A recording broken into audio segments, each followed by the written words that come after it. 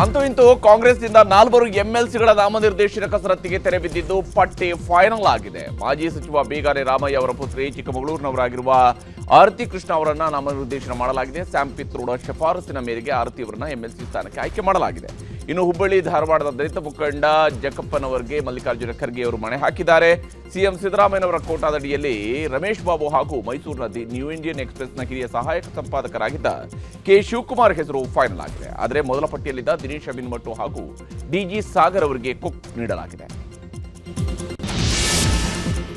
ಧರ್ಮಸ್ಥಳ ಬುರುಡೆ ಪ್ರಕರಣದಲ್ಲಿ 2ನೇ ದೂರುದಾರ ಆಗಿರುವ ಹೋರಾಟಗಾರ ಜಯಂತ್ರನ್ನ ಬೆಳ್ತಂಗಡಿ ಪೊಲೀಸರು ವಿಚಾರಣೆ ನಡೆಸಿ ಬಿಟ್ಟು ಕಳಿಸಿದ್ದಾರೆ. ಮಹೇಶ್ ಶೆಟ್ಟಿ ತಿಮ್ರೋಡಿ ಬಂಧನದ ವೇಳೆ ಪೊಲೀಸರ ಕರ್ತವ್ಯಕ್ಕೆ ಅಡ್ಡಿಪಡಿಸಿದ ಕೇಸ್ನಲ್ಲಿ ವಿಚಾರಣೆ ಮಾಡಿ ಕಳುಹಿಸಲಾಗಿದೆ.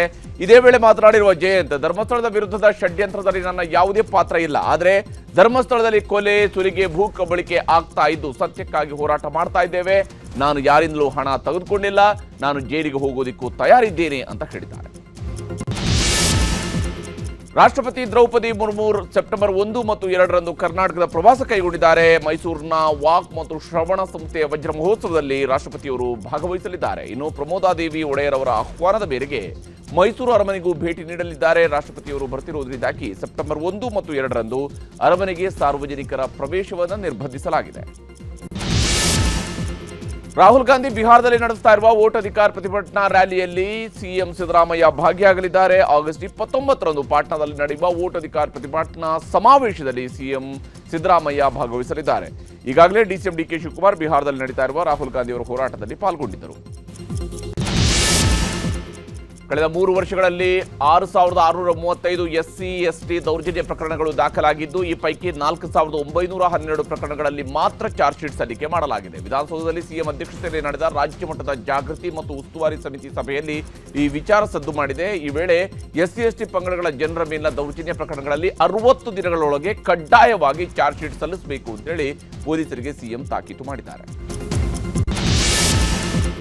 ಸೆಪ್ಟೆಂಬರ್ 20ರಂದು ಪಟ್ಟಣಂತಿಟ್ಟದಲ್ಲಿ ಮೊದಲ ಜಾಗತಿಕ ಅಯ್ಯಪ್ಪ ಸಂಗಮ ಸಮಾವೇಶ ನಡೆಯಲಿದೆ. ಈ ಕಾರ್ಯಕ್ರಮಕ್ಕೆ ಕೇರಳ ಸರ್ಕಾರ ತಮಿಳುನಾಡು ಮುಖ್ಯಮಂತ್ರಿ ಎಂಕೆ ಸ್ಟಾಲಿನ್ ಅವರನ್ನ ಮುಖ್ಯ ಅತಿಥಿಯಾಗಿ ಆಹ್ವಾನಿಸಿದೆ. ಇದಕ್ಕೆ ಬಿಜೆಪಿ ತೀವ್ರ ವಿರೋಧ ವ್ಯಕ್ತಪಡಿಸಿದ್ದು, ಸ್ಟಾಲಿನ್ ಅವರನ್ನು ಆಹ್ವಾನಿಸಿದ್ದು ಹಿಂದೂ ನಂಬಿಕೆಗಳಿಗೆ ಮಾಡಿರುವಂತಹ ಅವಮಾನ. ಸ್ಟಾಲಿನ್ ಮತ್ತು ಕೇರಳ ಮುಖ್ಯಮಂತ್ರಿ ಪಿಣರಾಯಿ ವಿಜಯನ್ ಅಯ್ಯಪ್ಪ ಭಕ್ತರಲ್ಲಿ ಕ್ಷಮೆ ಕೇಳಬೇಕು ಅಂತ ಆಗ್ರಹಿಸಿದೆ. ಮಹಿಳೆಯರ ಮೇಲೆ ಲೈಂಗಿಕ ದೌರ್ಜನ್ಯ ಎಸಗಿದ ಪಾಲಕ್ಕಾಡ್ ಶಾಸಕ ರಾಹುಲ್ನನ್ನ ಕಾಂಗ್ರೆಸ್ ಪಕ್ಷದಿಂದ ಅಮಾನತು ಮಾಡಲಾಗಿದೆ.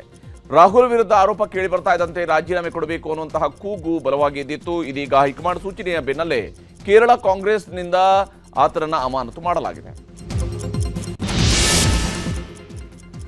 ಮಾಜಿ ಉಪರಾಷ್ಟ್ರಪತಿ ಜಗದೀಪ್ ಧನ್ಕರ್ ಅವರನ್ನ ಕೇಂದ್ರ ಸರ್ಕಾರ ಗೃಹ ಬಂಧನದಲ್ಲಿ ಇರಿಸಿದೆ ಅಂತ ಕಾಂಗ್ರೆಸ್ನ ಜಯರಾಮ್ ರಮೇಶ್ ಅವರು ಆರೋಪವನ್ನ ಮಾಡಿದ್ದರು. ಕಾಂಗ್ರೆಸ್ ನಾಯಕರ ಆರೋಪಕ್ಕೆ ಕೇಂದ್ರ ಗೃಹ ಸಚಿವ ಅಮಿತ್ ಶಾ ತಿರುಗೇಟು ನೀಡಿದ್ದಾರೆ. ಜಗದೀಪ್ ಧನ್ಕರ್ ರಾಜೀನಾಮೆಯನ್ನು ವಿಪಕ್ಷಗಳು ಅಪಪ್ರಚಾರ ಮಾಡ್ತಾ ಇವೆ, ಅವರು ಆರೋಗ್ಯ ಸಮಸ್ಯೆಯಿಂದ ರಾಜೀನಾಮೆ ನೀಡಿ ರೆಸ್ಟ್ನಲ್ಲಿ ಇದ್ದಾರೆ ಅಂತ ಸ್ಪಷ್ಟಪಡಿಸಿದ್ದಾರೆ. ಪ್ರಧಾನಿ ಮೋದಿ ಪದವಿ ಮಾಹಿತಿ ಬಹಿರಂಗಪಡಿಸುವಂತೆ ಸಿಐಸಿ ನೀಡಿದಂತಹ ಆದೇಶವನ್ನು ದೆಹಲಿ ಹೈಕೋರ್ಟ್ ರದ್ದು ಮಾಡಿದೆ. 1978ರಲ್ಲಿ ದೆಹಲಿ ವಿಶ್ವವಿದ್ಯಾಲಯದಿಂದ ಪದವಿ ಪಡೆದವರ ಮಾಹಿತಿಯನ್ನು ಕೋರಿ ಆರ್ಟಿಐ ಅರ್ಜಿಯನ್ನು ಸಲ್ಲಿಸಲಾಗಿತ್ತು. ಪ್ರಧಾನಮಂತ್ರಿ ನರೇಂದ್ರ ಮೋದಿ ಕೂಡ ಅದೇ ವರ್ಷ ಪದವಿ ಪಡೆದಿದ್ದು ದಾಖಲೆ ಸಲ್ಲಿಸೋದಕ್ಕೆ 2016ರಲ್ಲಿ ಸಿಐಸಿ ಆದೇಶವನ್ನು ನೀಡಿತ್ತು. ಈಗ ಈ ಆದೇಶವನ್ನು ಹೈಕೋರ್ಟ್ ರದ್ದು ಮಾಡಿದೆ. ಪ್ರಧಾನಮಂತ್ರಿ ನರೇಂದ್ರ ಮೋದಿ ಆಹ್ವಾನದ ಮೇರೆಗೆ ಉಕ್ರೇನ್ ಅಧ್ಯಕ್ಷ ವೊಲೋಡಿಮಿರ್ ಝೆಲೆನ್ಸ್ಕಿ ಭಾರತಕ್ಕೆ ಭೇಟಿ ಕೊಡಲಿದ್ದಾರೆ. ರಷ್ಯಾ ಉಕ್ರೇನ್ ಯುದ್ಧವನ್ನು ಕೊನೆಗಾಣಿಸಲು ಭಾರತದ ಸಹಕಾರ ಬಯಸಿರುವ ಉಕ್ರೇನ್ ಶಾಂತಿ ಮಾತುಕತೆಗಳಲ್ಲಿ ಪ್ರಮುಖ ಪಾತ್ರ ವಹಿಸುತ್ತೆ ಅಂತ ನಂಬಿದೆ. ಹೀಗಾಗಿ ಝೆಲೆನ್ಸ್ಕಿ ಭಾರತಕ್ಕೆ ಭೇಟಿ ಕೊಡ್ತಿರುವಂಥದ್ದು ಮಹತ್ವವನ್ನು ಪಡ್ಕೊಂಡಿದೆ. ಫಿಜಿ ದೇಶದ ಪ್ರಧಾನಿ ಸತಿವೇನಿ ಭಾರತಕ್ಕೆ ಬಂದಿದ್ದಾರೆ.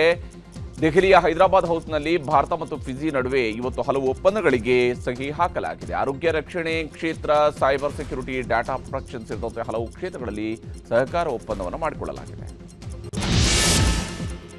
ಪಾಕಿಸ್ತಾನದಲ್ಲಿ ರಣಮಳೆ ಆರ್ಭಟಕ್ಕೆ ಜನಸಾಮಾನ್ಯರು ತತ್ತರಿಸಿದ್ದು ತುರ್ತು ಪರಿಸ್ಥಿತಿ ನಿರ್ಮಾಣವಾಗಿದೆ. ಪ್ರವಾಹದ ಪ್ರತಾಪ ಅದರ ಹೊಡೆತಕ್ಕೆ ಊರಿಗೆ ಊರೇ ಮುಳುಗಿದ್ದು ನಿಲ್ಲುವುದಕ್ಕೂ ಕೂಡ ನೆಲೆ ಇಲ್ಲದಂತಾಗಿದೆ. ಕ್ಷಣಕ್ಕೂ ನೀರಿನ ಮಟ್ಟ ಹೆಚ್ಚಾಗ್ತಾ ಇದ್ದು ಜನ ಊರು ಬಿಟ್ಟಿದ್ದಾರೆ. ಕಳೆದ 24 ಗಂಟೆಗಳಲ್ಲಿ 19,000ಕ್ಕೂ ಹೆಚ್ಚು ಜನರ ಪ್ರವಾಹ ಪೀಡಿತ ಪ್ರದೇಶಗಳಿಂದ ಸ್ಥಳಾಂತರಿಸಲಾಗಿದೆ.